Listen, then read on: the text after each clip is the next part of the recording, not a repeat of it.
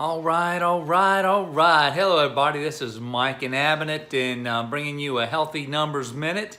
I am doing the part 3 of the Do You Need Nutritional Supplements series. And it's interesting that as of this recording, a new report comes out once again from someone up in, I think this time it was Canada, but for someone that's basically saying that nutritional supplements don't work. Amazing. So anyway, if you would, this is part 3. I've covered in the first 2 parts, you'll get a good overview of some of my opinions on nutritional supplement, taking nutritional supplements. But I just want to kind of recap the last video. We talked about some of the reasons I think you should take a nutritional supplement. And we talked about crop nutrient losses estimated, and this is from a report back from 1940 to 1991, stating that 76% of 6 essential minerals had been lost completely from our soil. I had a 76% reduction in our soils. Nutritional variance, substantial differences between one fruit and one vegetable and another fruit and vegetable, just based on the soil and climates and all those different variables. Number 3 was food selection, a tendency to eat a very limited range of foods, and that comes, of course, based on our family history and all those things that come into play there. And then 4th was food omission, allergies to foods, crash diets, other limited type diets that may restrict some of the various food groups from being consumed. So I would encourage you to go to those first 2 videos and watch those. I have them posted on the healthynumbers.net blog, so you can check those out. The video and the notes are there for number 1 and number 2. So we'll complete, and actually the notes for number 3 are already posted, but this will be accompanying that soon as I finish this video. All right, so tonight we're going to cover there's 8 more, and we're going to cover those quickly. Number 5 was imbalance. And you got to think of how the body works as a synergistic type mechanism. That means it's dependent on this to do this, and it's the same with the vitamins and minerals and antioxidants and phytonutrients and all these things. Whenever we have an imbalance in one vitamin, it can affect the other vitamins. If we have an imbalance in minerals, then it can affect the other minerals. Same with antioxidants. If when you look at antioxidants, you look at the strength of antioxidants coming from networks, where these antioxidants work together to bring about a better overall benefit. So and of course you look at the imbalances that we've already talked about with our diets and food omission. All these various things that we've already talked about kind of lead us right into that imbalance.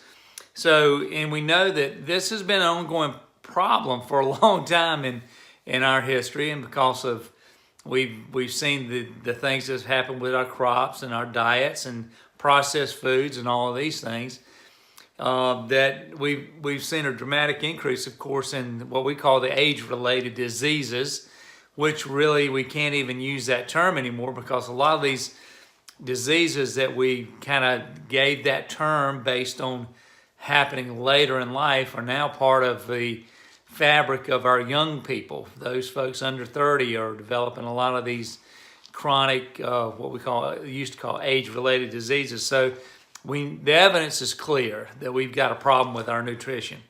Number 6, poor digestion, eating too much, eating too quickly. Then, of course, you throw in stresses that we deal with that affect our digestive system, and also the other imbalances in friendly bacteria that we may be missing again because of our dietary choices. So poor digestion, of course, especially among the elderly population, is a problem. And then you got overcooking. Well, I always like this one. This is number 7, overcooking. Those of us that grew up in the South, and it may be the same, pretty much around the country. where we just overcook our vegetables. We cook them to death. I grew up in the South, so man, we cooked those vegetables till they were just before turning into mush. And of course, we would put, things in there to give it some flavor, like fat back and bacon drippings and all that stuff. Now, don't get me wrong. Those of you that know me know I could put away some good old Southern cooking. And I do love it. I just don't eat it. I just don't eat it anymore. Because I know what, based on my family history, is not a good thing to do. So overcooking, and we overcook foods, and of course we cook all the nutrition right out of it. And then we have microwave cooking, and we're a microwave culture. We want things done. We're always in a hurry. We want it done quickly. We don't want to wait. We're just going to put it in the microwave and zap it. And then, the problem there is we know that it changes the actual structure. It alters the structure of the food. And also it radiates it. So it's dead. It's dead food. It's no longer of any real nutritional value. You may get some fiber, but as far as the nutritional value, it's been lost. Then number 9, environmental factors. And this goes back, and I think they've recently done a report here, just in the last week or so about the amount of herbicides and pesticides in our foods. And I think it's like 95% of all the crops grown in the United States are, sprayed or treated with all these different chemicals. I think over 300 are in regular use. So as a result of that, plants have they've got antioxidants. Those antioxidants are used to protect the plant. And so a lot of the nutritional value is lost in our crops because they are dealing with the chemical effects of the herbicides and pesticides being sprayed on them. So they, once again, it's another way they're losing their nutritional value.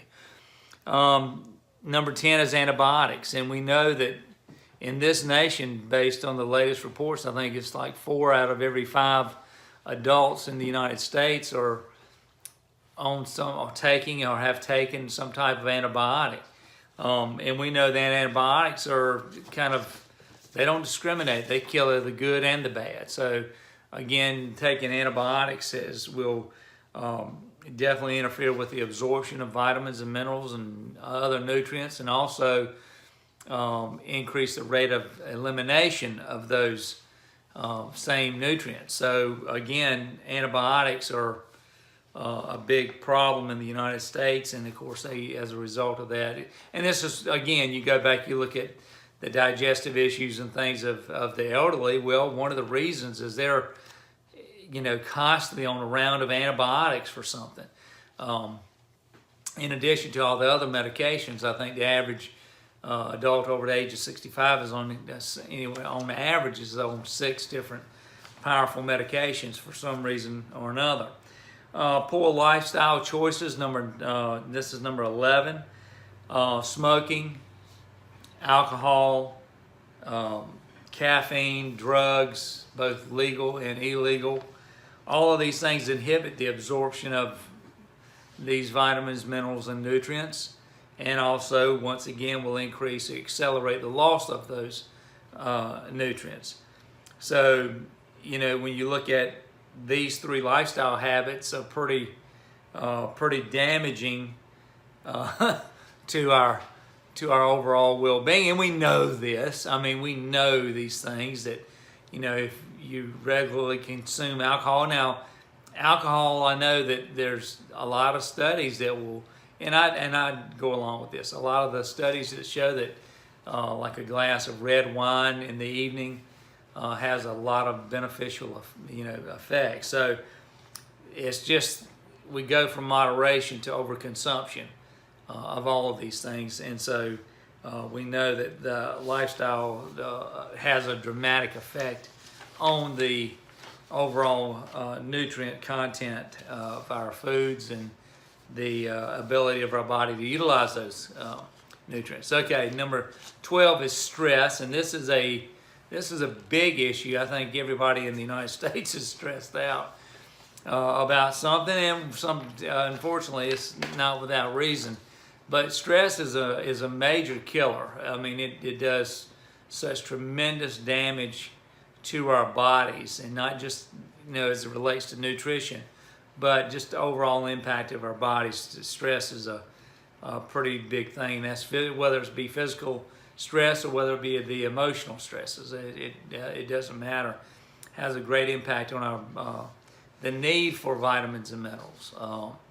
And that was the thing about, again, so many reports that come out about supplements. I mean, I've looked. I take the time to really dig into a lot of these studies, and they're, a majority of them use some type of synthetic vitamins. They use them in no way that would be considered natural, in terms of, when we eat an apple, we're not just getting vitamin C. We're not just getting one nutrient. I mean, it's a plethora of nutrients that are in that apple that combine to increase the benefit of all those nutrients that are there. So when you see these tests come out and they say, well, this vitamin's doesn't do anything for the body, it doesn't work, all these things, again, it all goes down to what their motivation is. And unfortunately, and I'm sorry to say this, but when you've got an economy, and whether most Western economies are driven by sickness. They are dependent on, you think about, if, let's say, a cure for cancer comes out. Do you know the impact that would have on the university system that get millions and millions of dollars for research? It goes, it's just so deep and it's so unfortunate. You can go back in the McGovern studies back in the 70s, and even then, you've got the meat and dairy associations that are, and have so much power and so much control. So we have to understand that there's always a motivation behind someone saying that, something that I know and I've experienced, and I know many of you have, that those folks that take nutritional supplements tend to be healthier, bottom line. And you go do an interview in a hospital and go through the hospital room and see how many of those people take a pharmaceutical grade nutritional supplement. And you'll find very few do. You'll find, just like the recommendation that study came out with, recommendation was to eat more plant-based foods and less, processed foods. Well, okay, yeah, I agree 100% with that. So go to a hospital, do interviews of everybody in that hospital that's there for all these different reasons for some type of disease, and what are you going to find? The majority of their foods are processed man-made foods. High percentage of them eat less than 2 servings of fruits or vegetables per day. It's just the norm. So again, when somebody comes out and says you don't need to take a nutritional, now I agree, you don't need to take a bad nutritional supplement. You need to spend the time to, and look at what you're taking and make sure that it's a quality pharmaceutical grade nutritional supplement, and it has independent studies that back it up and verify those things. And if you can come across the testing methods that are now available, I know the biophotonic scanner is one I've used for 14 years, but there are other methods as well that will show you that you take a nutritional supplement, there's going to be a different reading because of the amount of nutrients that are now getting into the body, and they are put together synergistically so that they work together as they should. And I know that many of you will remain skeptical about this, and that's okay. I understand that. And if you want to try and get all you need from food, yes, do it. If you can do that, fantastic. But you're going to have to invest the time into buying as much local, fresh, organically grown fruit as you can. You know, go to the farmer's market. I mean, you're going to have to, it's going to be an investment. It's not going to happen just by you going to your local grocery store, especially your main chains. You can get some there, but it's still not fresh out of somebody's garden that they brought right to the farmer's market. So buy local, buy fresh, buy organic, and go for it. I mean, I don't want to, in fact, that's what we should be doing anyway. But like I said from the very beginning, I believe we do need nutritional supplements. We need a good pharmaceutical grade nutritional supplement. And it is just that. It is a supplement. It is not ever going to be a replacement for good eating. Because that's just the way we're designed. We're designed to consume food. So if it's, but not processed food, real food, vines, trees, bushes, out of the ground, those things are what we're designed to eat. So if you do those things, you're going to be better off. But again, if you have any questions, feel free to share those with me. I'll be glad to try and come up with an answer for you. Please take the time to go back and review the other videos and the other notes about in this series, part 1, 2, and now part 3. And if you have any questions, please feel free to get back in touch with me. Join my email list. You'll see that on the website. And you'll see it down below in the description on YouTube. So take the time, just join the email. You'll get updates. And I'm going to continue to try to provide different information and give you some of my insights on things that are related to our health and our fitness and our overall well-being. So anyway, I hope you'll join me on the journey, folks. I hope this has been a benefit to you, and I hope to see you again real soon. And remember, if you think this can benefit somebody you know, please share with those you care about. Again, over and out, this is Mike and Abbott. Thanks again for joining me on the Healthy Numbers Minutes. Take care. Bye-bye.